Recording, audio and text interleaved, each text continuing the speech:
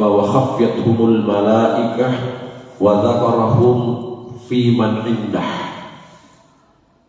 Rasulullah sallallahu alaihi wasallam bersabda, tidak ada suatu kaum atau tidaklah suatu kaum berkumpul di rumahnya Allah fi baitin min buyutillah yatlunal kitabah, dia tempati untuk mengaji, membaca kitab-kitabnya Allah yang dimaksud adalah Al-Quran, wa yatadarasunahu bainahum, dan dia tempati untuk belajar kajian-kajian Islam seperti pada saat sekarang ini duduknya kita sejenak untuk mendengarkan majelis-majelis ilmu. Illa nazalat alaihi mussakinah, kecuali Allah menganugerahkan dia ketenangan jiwa, wa khaffiyat wa ghasyatumur rahbah, dan Allah menurunkan rahmahnya, kasih sayangnya, rahmatnya, wa khaffyathumul malaikah, dan kita dikelilingi oleh para malaikat, wa dzakarahum fi man indah, dan kita semua ini, kata Rasulullah sallallahu alaihi wasallam, disebut-sebut namanya, dibangga-banggakan namanya di hadapan para malaikat. Jadi ada 4 keutamaan kita di tempat ini. Selain kita beribadah kepada Allah, kita juga telah mendapatkan ketenangan jiwa, dinaungi rahmat Allah, kemudian dikelilingi oleh para malaikat, dan tentunya kita semua disebut-sebut namanya di hadapan para malaikat oleh Allah Subhanahu wa taala. Jamaah subuh yang dimuliakan oleh Allah Subhanahu wa taala, mengawali kajian kita dengan satu sabda Nabi sallallahu alaihi wasallam. Nabi sallallahu alaihi wasallam bersabda, idza qamatis sa'ah wa fi yadi ahadikum fasilatun. Rasulullah sallallahu alaihi wasallam bersabda, jika terjadi hari kiamat dan sementara di tangannya fasilatun, ada bibit tunas tanaman. Jadi ketika hari kiamat terjadi, sementara di tangannya ada bibit pohon, fa inistata'a alla taqumu hatta yagrisaha falyagrisha.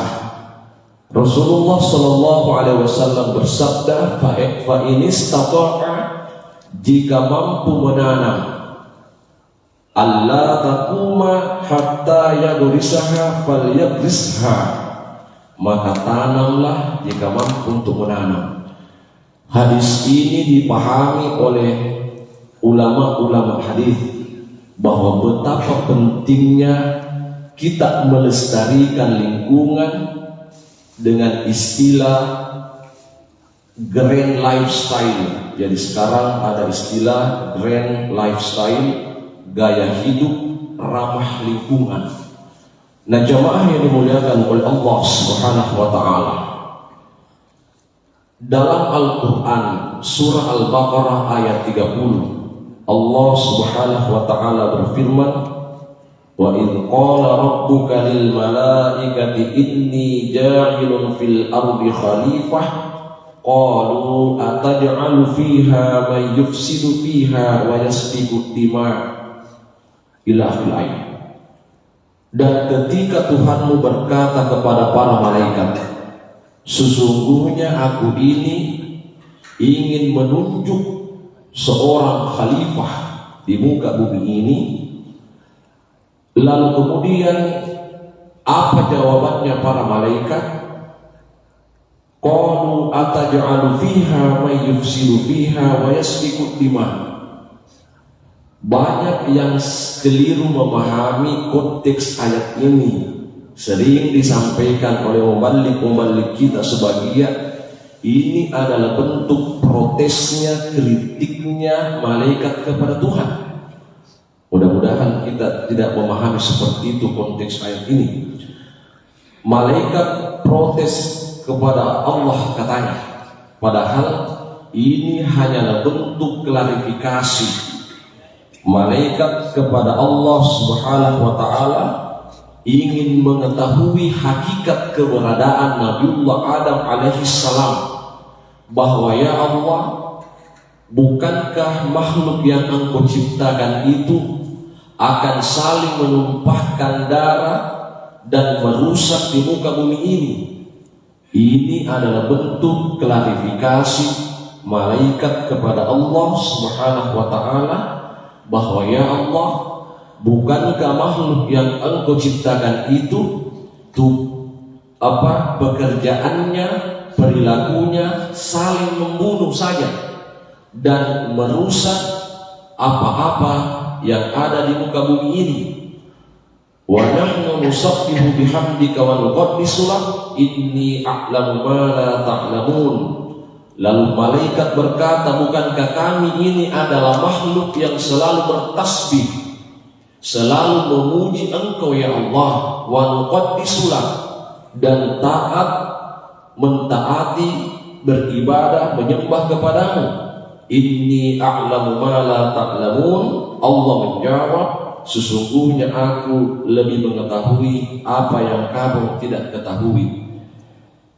Itulah sebabnya jamaah, mengapa dalam Quran surah At-Tahrim ayat 6, la ya'sunallaha ma amarahum wa yaf'aluna ma yu'marun. Itulah sosok malaikat yang digambarkan Allah Subhanahu wa taala.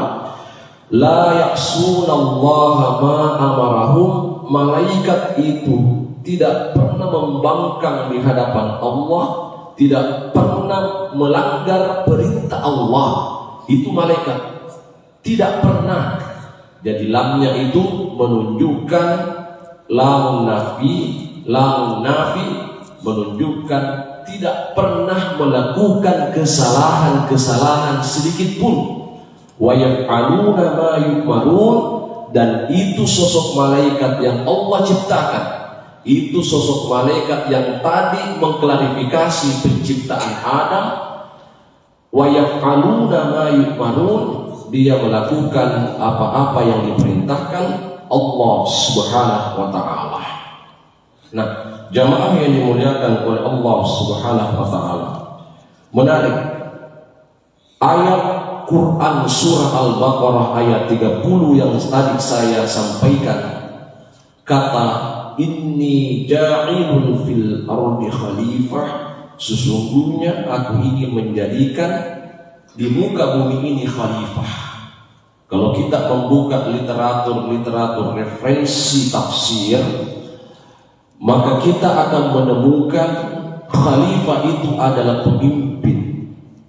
Khalifah itu adalah wakil Allah di muka bumi ini, yang diberi tugas oleh Allah dengan amanah mengemban tugas mengatur segala apa yang ada di muka bumi ini dan memanfaatkan sumber daya alam yang Allah limpahkan kepada kita semua.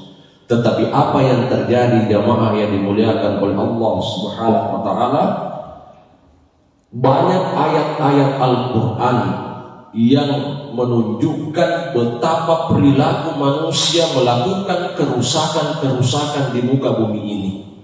Misalnya dalam Al-Quran surah Ar-Rum ayat 41. Dalam Al-Quran surah Ar-Rum ayat 41, Zaharal fasadu fil barri wal bahri bima kasabat aydin nas liyudhiqahum ba'dal ladzi 'amilu la'allahum yarji'un.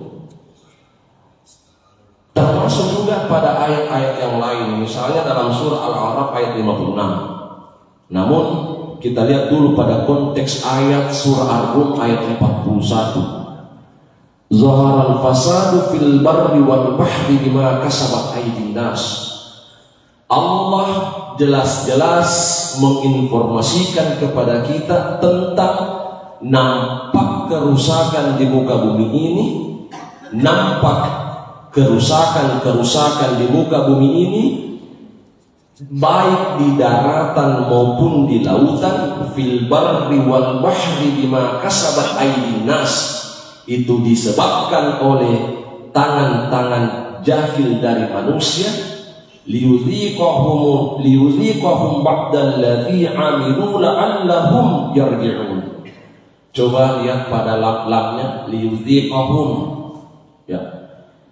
Mereka ini diperlihatkan oleh Allah yang merusak tadi, ibitangi kufong Allah Ta'ala, akibat-akibat dari ulah mereka yang merusak apa yang Allah sudah ciptakan. Ada gunung, ada lautan, alam semesta ini tertata dengan rapi berdasarkan aturan-aturan ilahiyah. Allah sudah memperbaiki alam semesta ini, tapi manusia malah menyalahgunakan kedudukannya sebagai khalifah, sebagai wakil Tuhan di muka bumi ini. Maka Allah mengatakan, liyudhiqahum ba'dal ladzi 'amilu la'allahum yarji'un. Maka Allah memperlihatkan akibat-akibat dari perbuatan mereka yang merusak tatanan bumi ini, la'allahum yarji'un, agar supaya mereka kembali kepada jalan yang benar. Tentu jamaah ada yang bertanya, apa sih sebenarnya yang maksud dengan ekoteologi? Ini istilah yang digaungkan oleh Kementerian Agama, oleh Bapak Menteri Profesor Nasaruddin Umar, bahwa ada suatu refleksi teologis antara hubungan manusia, alam, dan Tuhan itu sendiri.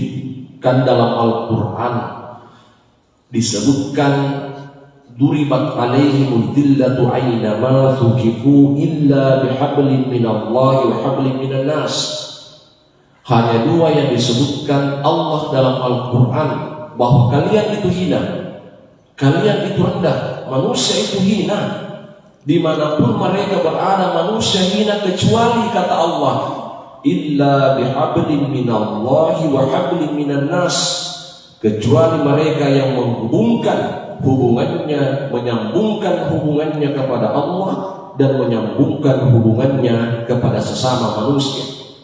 Bahkan Profesor Dr. Mutawalli Asy-Sya'rawi, seorang ulama Mesir Al-Azhar, menyampaikan bahwa kegaduhan dunia saat ini, konflik yang terjadi hari ini, apapun yang namanya problem, konflik, kegaduhan, kerusuhan terjadi, jawabannya cuma dua, ialah putusnya hubungan manusia kepada Tuhannya dan putusnya manusia dengan hubungannya kepada sesama manusia. Makanya Allah mengatakan, hina kalian itu hina, duribat alaihimul dhillatu aynama thuqifu. Jadi bisa ditarik sebuah konklusi bahwa orang yang bagus hablum minallahnya, artinya kesolehan ritualnya bagus, tapi terputus pada kesolehan sosialnya, juga dikatakan hina oleh Allah. Ini merasa, kita ini merasa hina di hadapan Allah. Siapa yang bilang? Allah yang bilang kalian itu manusia hina.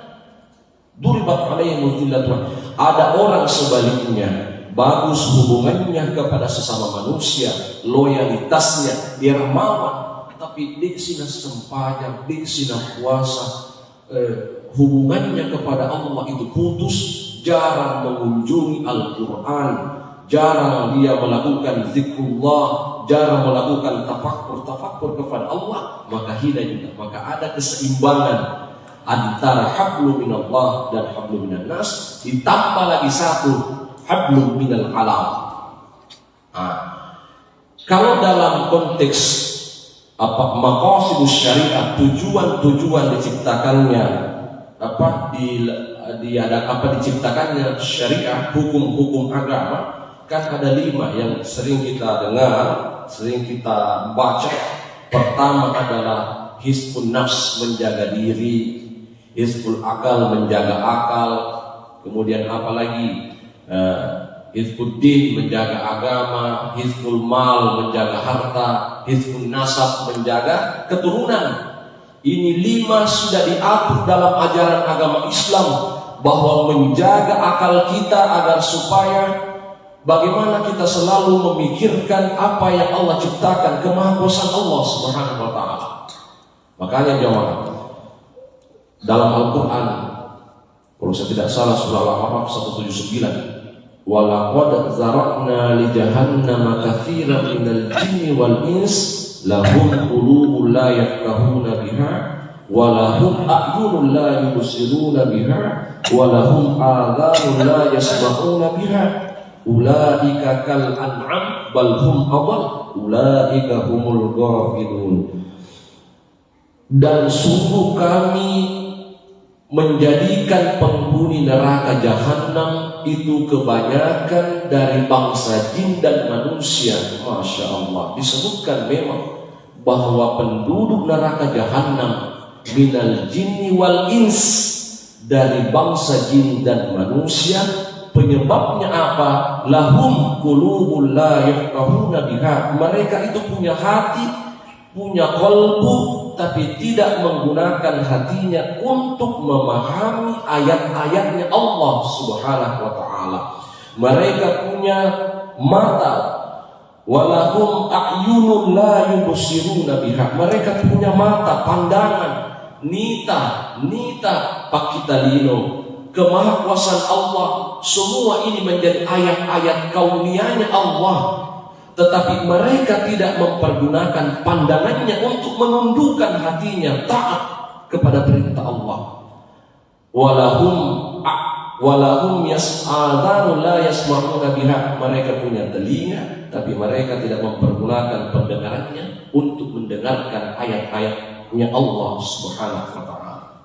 Nah, jamaah subuh yang dimuliakan oleh Allah Subhanahu wa taala, tadi kita sudah memahami apa yang dimaksud dengan ekoteologi adalah hubungan antara Tuhan, manusia, dan alam itu sendiri.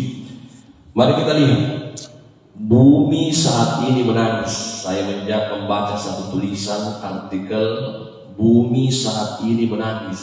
Saya coba analisa apa yang dimaksud kandungan tulisan seorang guru besar. Bumi saat ini menangis akibat terjadinya global warming, pemanasan global, poliklima pelalapnya, polusi tak berevolusi. Mestinya hujan membawa barakah, berkah, tumbuhnya tanaman, tapi yang terjadi sebagian lokasi, khususnya di negara kita Indonesia, malah terjadi banjir yang merusak segala apa yang telah dihuni oleh manusia. Mengapa demikian jamaah? Karena selalu kita membaca definisinya lingkungan itu definisi barat. Tidak pernah kita membaca definisi, redefinisi oleh orang Islam. Lingkungan adalah tempat kehidupan di luar diri manusia, itu kan sudah sekuler. Padahal hubungan antara manusia dan alam yaitu kolino, yaitu bilangan. Contoh, unsur tanah, air, udara, api ada juga dalam diri manusia. Bukankah manusia adalah mikrokosmos, alam yang kecil? Contoh dalam Al-Quran, wa qala rabbuka lil malaikati inni basyarun khaliq inni khaliqun basyarun min tin, dan telah berkata Tuhanmu bahwa sesungguhnya aku ingin menciptakan, inni khaliqun basyarun min tin, aku ingin menciptakan manusia yang bahan bakunya, bahan dasarnya min tin, dari tanah. Yang kedua, wa ja'alna minal ma'i kulla syai'in hayyin, dan kami menjadikan air sebagai sumber segala kehidupan manusia. Nah, pernahkah kita merasa ada dosa ketika kita menggunakan sumber daya yang tidak sesuai dengan pemanfaatannya? Contoh misalnya makan dan minum. Kulu washrabu wala tusrifu innallaha la yuhibbul musrifin. Biar ini madari mandre, kemudian mubazir membuat makanan begitu saja. Katanya tawan manuin. Betul, tetapi pernahkah kita, jangankan kita menegur, mendidik anak-anak kita ketika makan dia sisa nasi-nasi itu, padahal di balik nasi itu ada keringat Pak Tani yang berjuang hidup dibanding dengan kita-kita yang ada di kota misalnya. Bukankah nasi itu adalah bagian dari ciptaan Allah? Kemudian air, kulu washrabu, minumlah, wala tusrifu, jangan berlebih-lebihan. Sering saya katakan, kalau kita buka ya di HP, bagaimana anak-anak Palestina Gaza yang butuh air minum yang bersih. Saya sering melihat di media sosial, nah tapi menapis itu air yang keruh dan warna kuning menjadi air yang bersih. Begitu sulitnya mereka mendapatkan air bersih.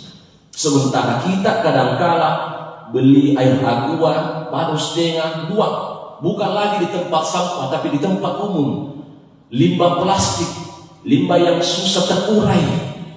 Nah kalau ini yang kita pahami sebagai kesadaran ekoteologi, kesadaran diri bahwa Tuhan, manusia dan alam, maka kita insya Allah lingkungan kita akan aman-aman saja. Tapi coba lihat berapa daerah terjadi banjir, longsor. Bukan hanya secara teologi betul itu adalah kehendak dari Allah Subhanahu wa taala, tapi secara konsep spiritualisasi agama yang dimaksud kejadian-kejadian itu adalah adanya reaksi bumi karena adanya aksi dari manusia. Jadi ada teori yang mengatakan bencana yang terjadi di muka bumi ini segala bentuk ujian dari Allah, longsor, banjir, tidak terbendung lagi, air hujan. Itu Pak, orang untuk kita ini saya petani. Kakek saya petani mengatakan bahwa kita tahu bulan sekian Pak Busiang, bulan sekian sudah kemarau. Sekarang kan tidak lagi bisa diprediksi Pak, kapan curah hujan itu, iklim hujan, kapan kemarau, sehingga apa yang terjadi anomali iklim, iklim yang tidak lagi terkontrol. Kenapa? Bima kasabat aidinas, itu karena ulah perbuatan manusia itu sendiri. Ada menarik. Kalau kita buka beberapa tafsir dan termasuk dari pemahaman Profesor Syihab, kalimat bima kasabat aidinas, ulah manusia itu ada 3. Yang pertama, ulah secara fisik yaitu membuang sampah, menebang pohon secara liar, bangunan-bangunan tinggi menjulang sehingga resapan-resapan air itu berkurang. Yang kedua adalah perkembangan ilmu rakitan ilmu pengetahuan sains dan teknologi yang tidak memperhatikan kelestarian lingkungan. Misalnya zat kimia di pupuk itu padi, kemudian ada hal-hal yang bisa tambang-tambang yang bisa merusak alam. Contoh misalnya di lumpur Lapindo, bagaimana Jawa Timur itu menenggelamkan beberapa daerah kecamatan. Kemudian ketiga adalah yang menarik. Jadi yang pertama tadi adalah memang ulah manusia, bima kasabat aidinas, itu memang ulah manusia, perbuatan manusia, penebangan pohon secara liar, membom kerangka terumbu-terumbu karang di bawah biota laut sehingga tempat tinggalnya ikan itu hancur. Bukankah mereka ikan, tumbuhan, tanaman, pohon bertasbih dan berzikir kepada Allah Subhanahu wa taala? Jangan-jangan Pak, pohon, tanaman, ikan, binatang-binatang lebih banyak bertasbih, memohon dan memuji Allah ketimbang kita manusia itu sendiri yang jarang memuji dan bertasbih kepada Allah Subhanahu wa taala. Yang ketiga adalah makna bima kasabat aidinas adalah boleh jadi ada kebijakan-kebijakan pemangku jabatan, pemimpin-pemimpin kita yang kebijakan publiknya, regulasi-regulasinya tidak lagi memperhatikan kelestarian dan keamanan lingkungan itu sendiri. Yang terakhir yang saya ingin sampaikan pada jamaah yang dimuliakan oleh Allah Subhanahu wa taala, oleh karena itu dalam Al-Qur'an, wa fil ardi ayatun lil muqinin, dalam surah Asy-Syarah 20, di bumi terdapat tanda-tanda kekuasaan Allah bagi orang yang yakin. Wa fi anfusikum afala tubsirun, As-Syarah ayat 21. Ini dipahami oleh ulama, antara bumi, lingkungan dan manusia ada keterkaitannya. Ada keterkaitannya. Itulah sebabnya, makanya dalam hadis Nabi sallallahu alaihi wasallam, tafakkaru fi khalqillah wa la tafakkaru fil khaliq. Bertafakkurlah, pikirkanlah ciptaan Allah dan jangan pikirkan penciptanya. Maksudnya begini, jangan terlalu dalam konteks kekinian bahwa pikirkanlah apa yang menjadi ciptaan Allah Subhanahu wa taala, sehingga Allah mengingatkan, Rabbana ma khalaqta hadza batila subhanaka faqina adzabannar.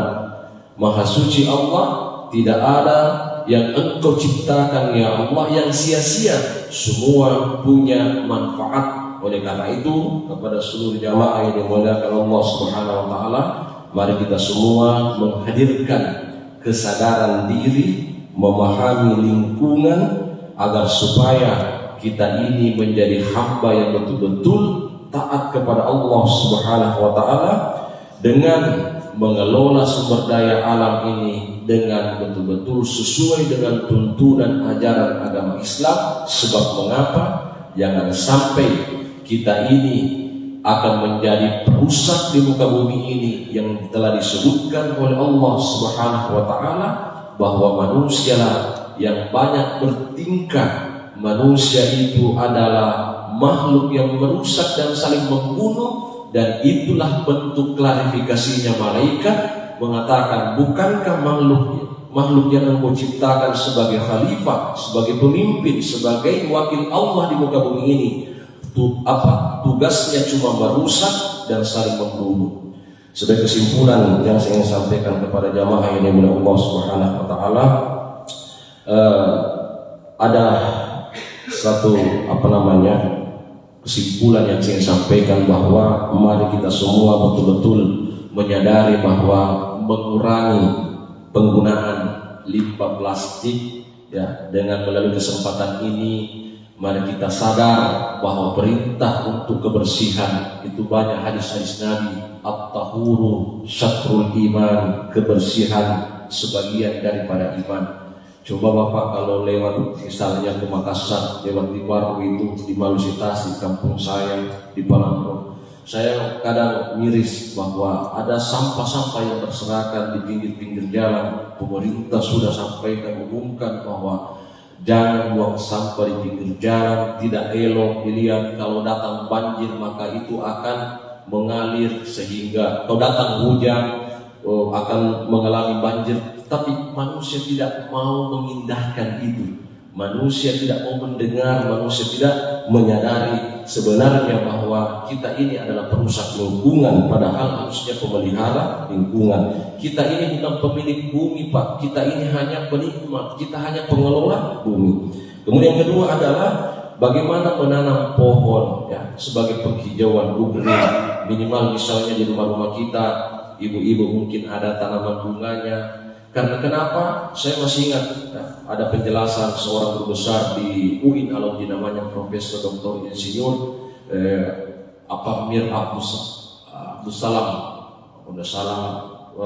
guru besar di bidang sains teknologi, di bidang agroteknologi. Dia mengatakan bahwa menanam pohon itu ada siklus, ya, ada O2, karena saya bukan ahlinya, ada oksigen, ada karbon dioksida dan sebagainya. Bayangkan Pak, menurut beliau data hutan di negara kita itu tinggal 40% Pak.